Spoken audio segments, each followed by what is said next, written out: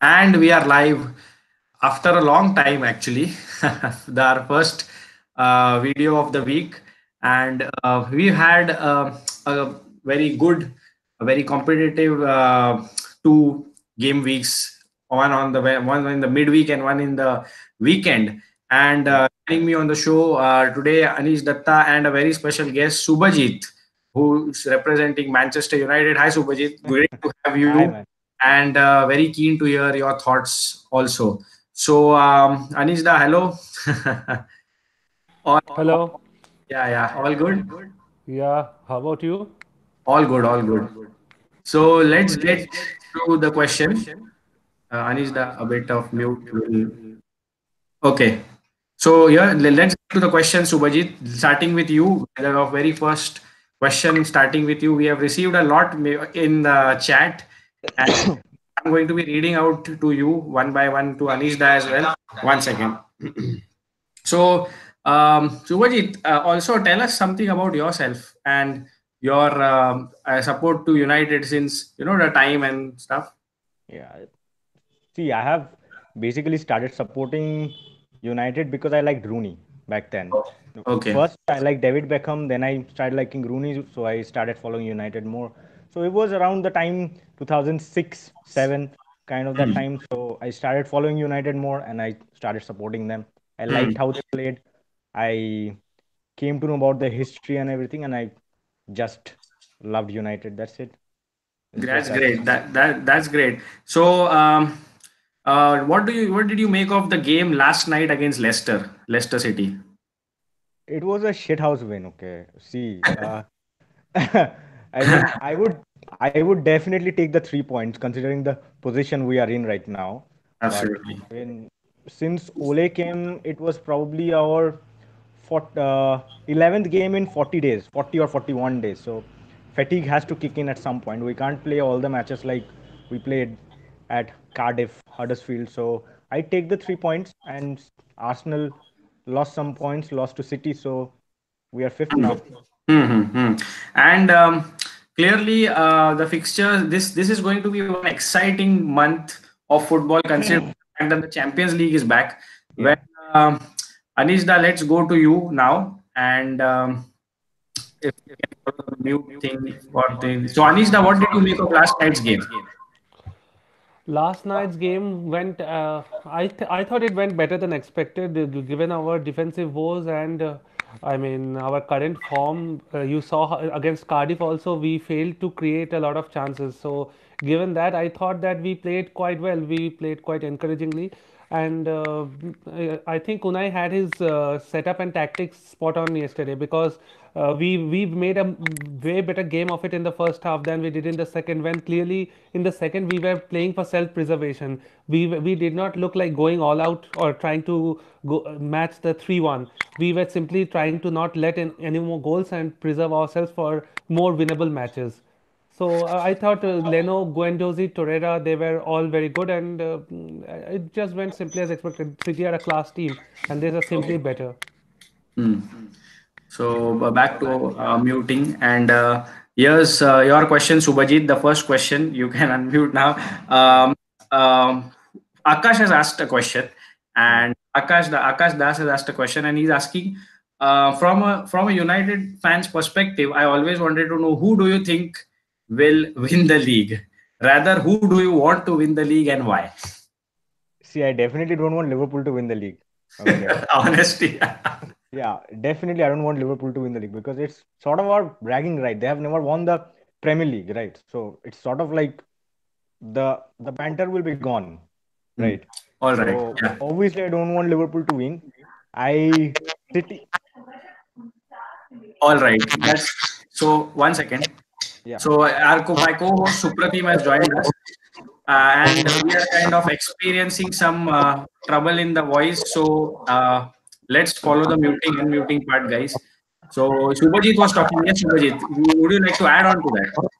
Yeah, I mean, right now the league table looks very interesting. The race for the league looks really interesting. I mean, for the past 2 weeks, I thought that Liverpool would I mean, end up winning the league, but City has hit the form in the right time. Hmm. So you can't say for sure. You can't say for sure, definitely. But I would say Liverpool chances is 60, City 40. Uh, Pro TV, Supro, TV. Mm-hmm. I Mm-hmm. think we can hear something in the background. Okay, Supratim. So you've joined us. I hope I know the weekend hasn't been that good, but yeah, expected result for us. And yes, so Anish Da pointed out very well, saying that we were after 3-1, we were kind of sitting. We sat back and we didn't look to match the 3-1. We actually went for to make sure that we didn't ship in more goals. Where do you think did it all go wrong, especially when the plan looked like working for like the first 30 minutes? I think in the first period itself, when UOB had that mistake and City straight away scored from that because our game plan was clearly to sit back, absorb the pressure and then hit them on the counter. And when in the first period we considered in the manner in which we did, that game plan goes out of the window straight away. Hmm. So, but I think we didn't panic at that moment. At that moment, we said to ourselves that okay, we have conceded a goal. Let's keep it tight. Let's keep it compact. And we also got a goal out of set piece. Koscielny scored that equalizer. So I think we were okay from the goal from City's first goal to the second goal. But I think bad defensive mistakes and they exploited our right hand side. So hence we conceded our three goals. Yeah. Supratim, stay here because we have another question your way, and that's not Arsenal related, but it's from the EPL. It says, "What do Fulham need to do to avoid relegation, and are they going down?" Well, they need to win matches for start, and I think they lost the last match. Yes, Uh, Cardiff. they lost Yeah, that was against good. Sorry. like so. Yeah, they are the. I think they are 19th in the table. They can still get out of the relegation zone, but they have to Absolutely. win all their games. They also change their manager, so that trick is out of the window now. The players have to step up. They have made quite some expensive signings in the summer as well. So yeah. Absolutely. Subhajit, going to you now. Yes, and since I told you at the start that this is a Champions League month, and the Manchester United face PSG over the two legs in the round of 16, Nikhil has asked a question. How far do you think will United go in the Champions League? We are going out this round definitely because I really have no expectations for this match. I mean, I think we will score a few goals, but PSG will definitely outscore us because they have just too much quality up front. Mbappe, Cavani, Neymar is not playing, so Di Maria will play. They have Draxler, so it's just too much quality. I am expecting PSG to definitely beat us. I'm not keeping any expectations, so I don't know. Hmm. We are going out this round definitely. Okay, I'll come back to you on that for a bit more later. But Anish and Supro, here's a question for you guys. With Supro, you can start with this. Anish, da, you can join. Supro, can Mourinho do better with this Arsenal defense than Unai Emery currently what he's doing? I don't think so because with the better defense in Manchester United still shipped in goals. So maybe I don't think he's a miracle worker like many people think. He obviously needs his players to implement his tactics.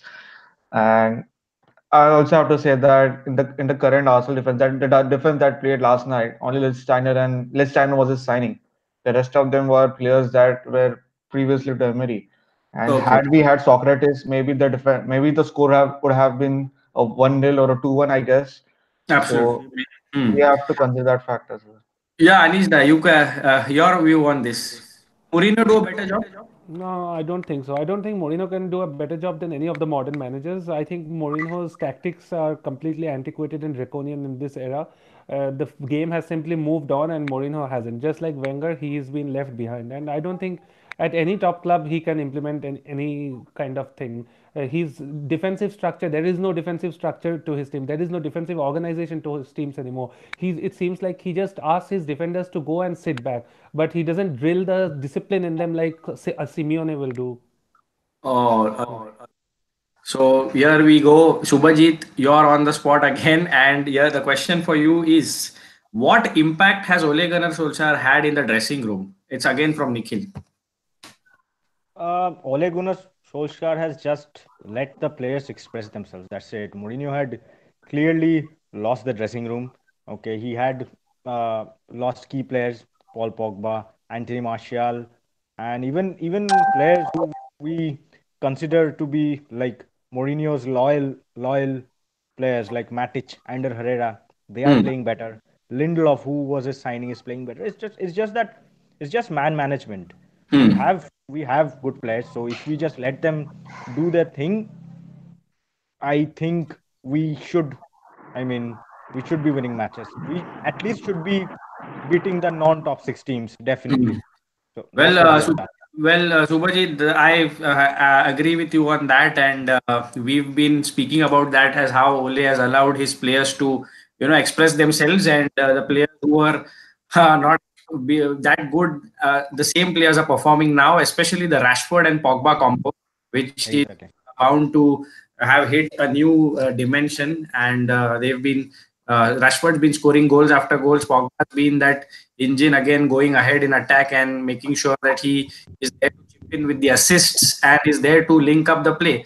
Well, Supro and Anish, we are going to take a few questions for Subhajit, and then we are going to go down to a few games. So just let a few questions more, Subhajit. And the Okay. first is from Vedang, where Vedang asks, your top six predictions. Also, is FA important or top four for United, and why? um my top 6 predictions or top 4 predictions? Top six, six, top six, Top six. predictions, Yeah, okay. 1 to 6. Okay, so first, I think I don't want it, but I think it will be Liverpool. Second is Manchester City.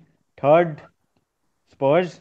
Fourth, I hope that it's us. Fifth is Arsenal. Sixth, Chelsea. So you're putting okay, and is the next question starting? Is the FA Cup important or the top four? Should United go for a trophy or only a top four or both? United should prioritize top four definitely, because that is a priority, because Champions League is important for new players, new signings, and next season it's going to be a whole new thing, because a new manager most probably will have a new manager, not Ole. He will need his players. So to bring in his players, we will need Champions League football. So top Hmm. four is definitely important, and missing out on top four for a number of seasons isn't good for the commercial side of United as well. So I think top four, a trophy if it comes, definitely we would enjoy it, but top four should be the priority. Fair point. Going to you now. Do you think United can still attract top players like they did for Paul Pogba without the Champions League? I mean, it sort of depends. They can as of now, but I mean, a few years down the line, if we keep finishing out of top four, I don't think we will be able to anymore, because, I mean, players will just know that we are just an inconsistent team. We are not going to play Champions League football, so there are better options available. So, Also, before we just get kick into the games and stuff, one more question. One more, and this is the last one. Do you think Man United need to spend on new fullbacks, or do you think Dallon and Shaw is the way for the club going forward? And would you the second question, which I would you can answer this first, and then I'll ask you one more. um, Dalot definitely needs more time. So we need a new right back. Young is not the way, because he cannot put a single cross in. Okay, Hmm. Young, who was supposed to be a good crosser, cannot put a single cross in. I think in the Arsenal game, he failed to put probably a single cross in the first half or something like that. There was a statistics like that. So, I mean, we cannot do with Young. And Shaw, I mean, Shaw's performances have gone kind of under the radar, but he has been shit. Even after Ole has come on, Shaw hasn't been performing up to the standard. So I think we need new fullbacks, primarily a right back and maybe a left back as well, to push Shaw a little bit, because I think he's just taking his place for granted. Luke Shaw, that's a rating. Supro, going to you now, and my question again is the same. Can United attract talented players, class players without Champions League? Yeah, definitely. They have the commercial side of the game to, you know, prosper, and they're a brand. They are more than a football club. They're a brand, and every player in Europe would like to play for them. There's no denying that.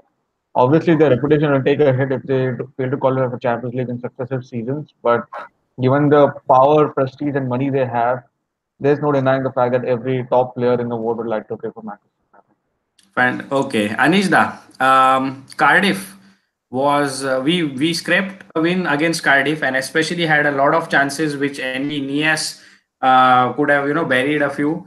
Reed could have, and that's been a problem for us conceding chances. With the defense in shambles, do you think Mavro Panos should start consistently? I think that it is a little bit more nuanced than that. We can simply throw on Mavropanos and hope that he has the holding effect or the same impact, but we don't know because he might not live up to the potential. He might not live up to the required standards, and these are very, very important games coming up for us. We have two top six games left, while United and Chelsea have four top six games left. So for us to simply experiment at this stage with an unproven young kid, I don't think we should go that way. I think yes, Mustafi, Koscielny, they have had their issues, they have had their problems, but I think with a level of opposition coming up, we should stick to them. We should stick to the tried and tested guys. Okay, so Shobhajit, going to you now, and the question for you is, what went? Did you drop 2 points? Like were that did that felt like 2 points dropped at Burnley, especially knowing the fact that you've beat Tottenham and Arsenal, and those two drop points, you all could have been on in the fourth spot, like top four, level on points with Chelsea. Do you think those 2 points will come back to haunt you? I mean, it really depends. They might not, because next week we play Fulham and Chelsea play City. So there is a chance that Chelsea is going to lose some points, and we should be beating Fulham. So I mean, yeah, I mean, against Burnley it was definitely 2 points dropped. I wouldn't be saying this maybe 2 months back when we were under Mourinho, because Hmm. we were just continuously losing this kind of games. So yeah, right Hmm. now the situation we are in, it's 2 points dropped, definitely. Yeah, fair. Supro, Dennis Suarez made his debut. Well, not the kind of scoreline where he expected to be brought on, but I think he was going to be introduced in the second half. It's too early to judge that debut, isn't it? And not the game to judge it. We still have a lot to go in the season. And, Hmm. as you know, Twitter goes into a complete meltdown. We didn't see anything. We didn't see the drive. The whole team completely dropped after that third goal. Yeah, And yeah. that was a handball, according to you? Question mark. And would VAR have overturned that decision for the Well, goal? it depends. Sergio Aguero has admitted that it was a handball, but we have to consider the fact that he didn't deliberately put his hand to place the ball in the back of the net. It accidentally touched him. So maybe VAR would have, ruled the decision in the favor of Manchester City. Maybe they have ruled out the decision in the favor of ours. I can't say that for exactly. So yeah, but that third goal really killed the game off. After that, the players were like, okay, the scoreline is a bit respectable. We are not losing by 5 goals. So let's keep it that way. Let's not commit ourselves forward and leave exposed at the back. All right. Yeah. Supro. I'm going to come to you again. I have a question that's been pending, and Anita, let's go to you. Supro, also stay good to this question. Yeah, Stephen yeah, Steiner was brought in as a right backup, and clearly has been the one to start because unlucky. Bellerin was unlucky with the injury, and Ashley Maitland Niles has also been out. Well, do you think he should not be starting games and should only be? Yeah, I think that there is no options. That's the simple case. I think we can make a case for Mustafi as the right back, because Mustafi has played as a right back before for the national team, and he does have experience, and surely he can't be worse than Lichtsteiner. I am very apprehensive about bringing Jenkinson back, because when Jenkinson has played, we have seen how error prone he is, and I think that if it comes to Jenkinson and Lichtsteiner, then stick with the experienced guy, like I said before. So I think that's the mentality Unai also has. He is being a bit conservative right now, but yeah, I think Mustafi at right back can be an option for us. Well, Subhajit, before I come to you, Supro, let's go to you now, and let's get your broader view on this, because I agree that the lineup was a bit baffling considering the fact that there was no creator in the team. But yeah, and with our two centre forwards again deprived of services, no shots on target there, and the only chance of scoring was a set piece. Um, what would you like to say in Emery's criticism as well as defense, considering his tenure at AFC for these past 7 months? Well, the criticism would be that he could be a bit more braver in such games because his main motto is not to concede rather than look to score a goal. He obviously benches his creative players so that he has more defensive solidarity in his team, and that's what we saw against Manchester City. He played Kolasinac at left wing or left wing back, and Iwobi at right back, so that they could track back and do the dirty work and as well as bomb forward and try. And Kolasinac could put in the crosses, and Iwobi could create for Aubameyang and Lacazette, which didn't work as per his plan. And the positive side of Emery's tactics is that he's a bit pragmatic. So he won't commit as much as Wenger would have in his previous years. Even last year when we lost 3-0 to Manchester City twice, Wenger didn't go a bit pragmatic. He committed his men forward. He kept the game plan as it is. It was tried and tested and it didn't work. And Wenger didn't learn from his mistakes. So I think Unai Emery is a bit meticulous compared to the last manager. So he knows what to do exactly to stop the opposition and to make sure that our team also has a fair chance. But we have to consider the fact that some of the players in the squad are simply not good enough to start, and they have not been brought by him. They have been brought by the previous regime, and to ship them out, it will take a quite a few transfer windows, quite a few time as well. Because players, they are not as cheap as they used to. Not even cheap, they are not as affordable as they used to be. Even a signing like Nicolas Pepe will cost us more than 50 million. And Hmm. he is kind of an unproven talent at Ligue 1 at the moment. Yes, he has been having a very good season at Lille, but we haven't Hmm. seen a lot of him. And even if we want to try to get him, it will cost us more than 50 billion. And at the moment, it's just not the wingers that we lack. We lack quality centre backs. We lack a backup right back. We might even Hmm. need a first choice right back because Belen is out till the end of the year, I think. Absolutely, And absolutely. even Kolasinac is a suspect defensively. Hmm. Monreal's legs have given away. So there are a lot of positions where we have to, bring in players and make our upgrade on the current ones that we have. So it's not as easy as it is not as easy as it seems. But I think we have to keep our faith in the manager and keep our faith in the process. And before I ask you the second question, Subhajit, do you think, go to you now, and what do you think of the claim that United, even in the football aspect of administration, is being run in business sort of a way? How true is this? If yes, to what extent? Should I repeat it? It is. It is true. It is Because okay. Hmm. yeah, because Go on. our CEO Ed Woodward is. I mean, he is a business person. He's not a football person, and whatever decisions he has taken in the past few years has always been reactive, not proactive. City Hmm. got Pep, so we got Mourinho. Hmm.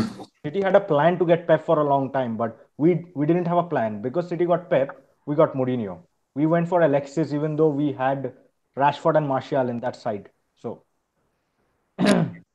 That's one thing. Anishda, before I ask you, so Unai Emery clearly has something with Ozil, which we know, and Ramsey is also leaving. Denis Suarez is also gone. So let's get your comment on Sven Misling, who's leaving as well. He wasn't offered the technical director position. And what is your whole take on the Sven Misling situation? I think Sven Mislintat is a fantastic head scout. He has done some excellent recruitment over the years, but he simply has no experience as a technical director. So I would be I mean I would not be comfortable with that man being our technical director. Instead, we should rather bring in someone who has experience, who has a lot of years in this area. And I think the guy we have now, Rahul, he's a business person, but he has a lot of contacts in the footballing world. He knows a lot of agents, and that helps in getting a lot of deals done. And I think that would be beneficial for the club, especially like Suprotim said, we have a lot of areas to replace. So we need some two or three windows where we need to bring in a significant number of players in. So if you are friends with agents, if you have connections, I think that makes it a lot easier. So that's my take. Yeah. And Subhajit, United scrapped that win yesterday, last night. But how important is Rashford, Martial, and Lingard to the squad? And long term, do you see these four guys start consistently week in week out? And do you Yeah, think Alexis Sanchez should be shipped off? yeah, Alexis should be shipped off in the next transfer window, definitely, because he is not the same player anymore. Like he was at Arsenal, he's not the same player anymore. So, and Rashford, Martial, these players are at the right age. Pogba as well. So, and we are not seeing their best yet. Their best is yet to come. So, I would really keep my hopes up that these are our starting players for the future. And what a debut, man! You have to attend a chemistry class next day, and the previous day you scored two at Arsenal. Yeah, I mean, So, bro, any different perspective to that? Shipping of Sanchez, do you think he can still be a force to reckon with? That depends on how Manchester United want to go forward. If they want to invest on more good players, then I guess they have to reduce somewhere, and they have to reduce the wage bill, I guess. Hmm. So Sanchez obviously takes up more of the wages than any other player in the squad, and the output has not been as good as he should have done that because he commands a wage that no one else does in the Premier League, and the output doesn't match it. Hmm. So if United still want to pursue with him, that's fine because he's still at the end of the day a world class player who can change games on his own. But if United don't believe in his quality anymore, then I think he should be shipped out and get players who want to play for the club and they can also improve the squad with that money. Absolutely. So, kind after the double game week which we had in the midweek, game week 24 and 25, 13 games left. Manchester City have closed the gap on Liverpool, who play tonight against West Ham, who are away. Liverpool missed the chance to capitalize on Manchester City's defeat midweek to Newcastle, meaning that City are within 2 points, but Liverpool have a game in hand, and that's tonight. So United, meanwhile, dropped their first points under Ole Gunnar Solskjaer, where they succumbed to a draw. It was looking more like a defeat, but that was a comeback to snatch a point at Old Trafford. Scrapped a win against Leicester yesterday. 3 points at the end of the day matter, as they say. Chelsea is that club that we are left to discuss, guys. And Supro, a 4-0 drubbing at Bournemouth, followed by a 5-0 at Huddersfield. Yeah, yeah, That Huddersfield game kind of was the perfect fixture, right? At home, after exactly, experienced a drubbing at Bournemouth, uh, exactly. a place where Higuain was under the spotlight. So, where did it go wrong at Bournemouth for Chelsea? I think after the post-match, in the post-match conference, Eddie Howe said that Bournemouth didn't have to work hard as much as off the ball, right? Like they did on the ball, and which is a damning indictment on Chelsea that Bournemouth didn't take them seriously when they were attacking them. So I think Bournemouth was very smart in their approach. They understood that they couldn't go toe to toe with Chelsea, so they sat back, they absorbed the pressure, and Chelsea had a couple of chances. I think Kovacic hit the post, and then Hmm. Kante made that third man run inside the box where he was one on one with Boruc, and he couldn't score. And rest apart from that, Chelsea hardly threatened them. Even Hmm. Alonso wasn't there. They played Emerson, and he had a very bad game. And Chelsea played with a high line, and Bournemouth exploited it. They made sure that King and Brooks was pressing their two centre backs, Rudiger and David Luiz, and as a result, there were a lot of turnovers, and Bournemouth capitalized on that, and Chelsea paid a very heavy price for it. Well, before we wrap up, I have three questions, and I'm going to go straight one after the other to you. Anish, here's your last question on this episode: is will Higuain be a success at Chelsea? I think he won't be a success, but he won't be a failure also. I think he will be a moderate success, and I don't think Chelsea will renew. Chelsea will sign him permanently. After the loan, he will go back. Hmm. Subhajit, I asked Anishda about Higuain, and I remember that United have Lukaku, who's been on the bench recently. Do you think Lukaku is going in the summer, or will you be content to just keep him second choice? Uh, if he is happy to being second choice to Rashford, then obviously I don't think we should sell him because we won't get a, I mean, better quality player who's ready to be on the bench. And I feel the kind of football that we are playing right now, Rashford suits it more than Hmm. Lukaku. So I would start Hmm. Lukaku and keep Lukaku on the. I would start Rashford and keep Lukaku on the bench, obviously. Rashford and Lukaku are the men. Supro, before we go, and since we are closing, uh, so what would be your ideal 11 going forward now? That we've I think lost Mustafi as well. We've lost Soka. Mhm. Bellerin's gone for a long. He's off with an injury for a long time now. So, what would be your ideal 11 going forward? And do you expect Ozil to start against Huddersfield? Well, my ideal level going forward would be Leno at goal, Maitland Niles at right back, Socrates and Koscielny as a centre back, Kolasinac at left back. In the midfield, Axel Torreira and Grandi Xhaka. I want to include Torreira as well since he had such a good game, yeah, last night on Sunday. He was Gundozi, really yeah, you mean, yeah, yeah, Gundogan, Gundozi, he was brilliant on the pitch. I think he absolutely. looks like an absolute world beater, and Arsenal Mm, have got a real gem in their hands for 8 million. mm, It's a fantastic mm. signing. But Unai Emery doesn't prefer a three-man midfield, so it has to be either Torreira, Granit Xhaka, or Torreira Gundozi.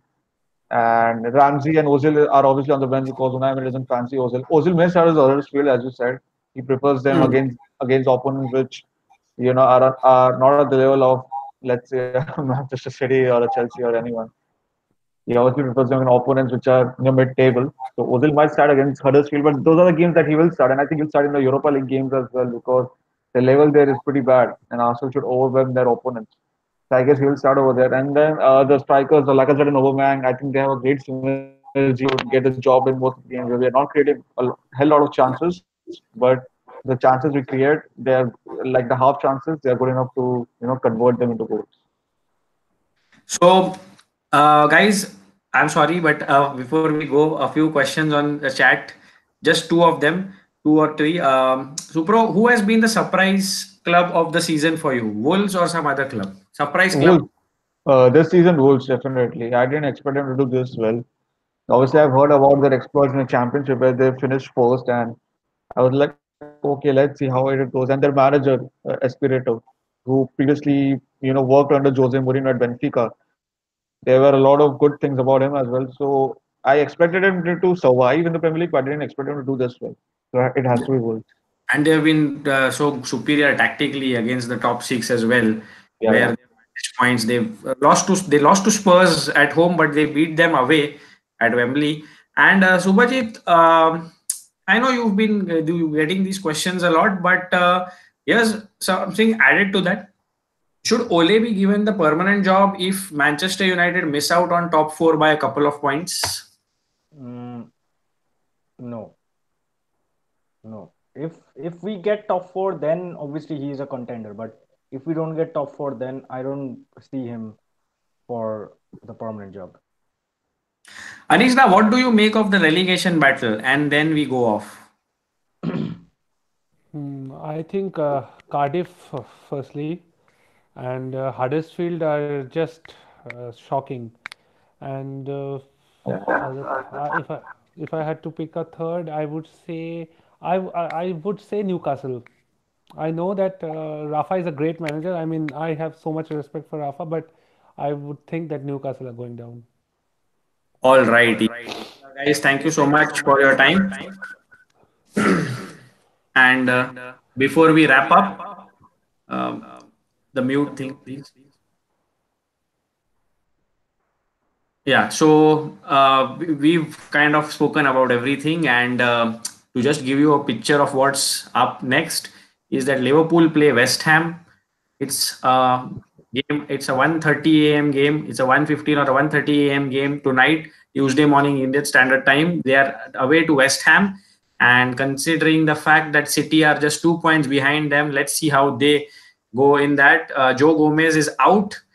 He's had a surgery, and their backline is doesn't look that good. Virgil van Dijk was ill; he's back, but kind of some concerns. Let's see how they cope with that. To just bring you the changes in the table, United have gone above Arsenal in fifth. Arsenal are sixth at the moment, and Tottenham were, I guess, the only